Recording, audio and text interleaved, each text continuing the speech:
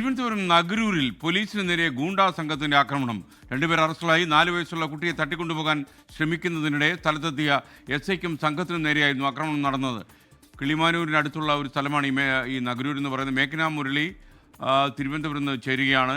മേഘന, ഈ ആക്രമിച്ച സംഘത്തെക്കുറിച്ച് വിവരം വല്ലതും ലഭിച്ചോ?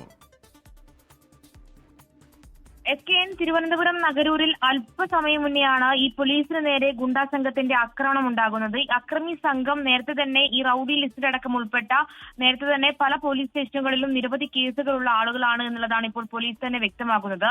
ഇപ്പോൾ അറസ്റ്റിലായിട്ടുള്ളത് കല്ലമ്പലം സ്വദേശികളായിട്ടുള്ള ബൈജു, ആദേശ് എന്നിവരാണ്. ഇരുവർക്കും 45 വയസ്സാണ് പ്രായം. ഈ ഒരു സംഭവത്തിന്റെ പശ്ചാത്തലം എന്ന് പറയുന്നത് 4 വയസ്സുള്ള ഒരു കുട്ടിയെ തട്ടിക്കൊണ്ടുപോകാൻ, അത് തിരുവനന്തപുരം ആറ്റിങ്ങൽ ജംഗ്ഷനിൽ വെച്ചാണ് 4 വയസ്സുള്ള കുട്ടിയെ തട്ടിക്കൊണ്ടുപോകാൻ ഒരു ശ്രമം നടത്തുന്നത്. അങ്ങനെ നാട്ടുകാരുടെ നൽകിയ വിവരത്തിന്റെ അടിസ്ഥാനത്തിൽ SIയും സംഘവും സ്ഥലത്തെത്തുന്നു. അതിനിടയിലാണ് ഈ ഗുണ്ടാ സംഘം പോലീസിന് നേരെ ആക്രമണം അഴിച്ചുവിട്ടത്. കൂടാതെ ഈ ജീപ്പിൽ അറസ്റ്റ് ചെയ്ത് കൊണ്ടുപോകുന്നതിനിടയിൽ വാഹനത്തിൽ വെച്ചും പോലീസിന് നേരെ ആക്രമണം ഉണ്ടായി.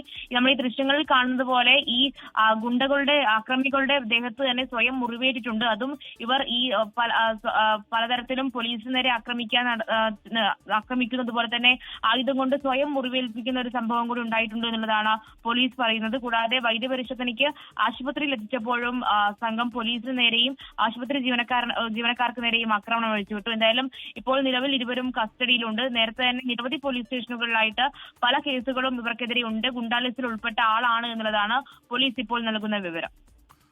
ഓക്കെ.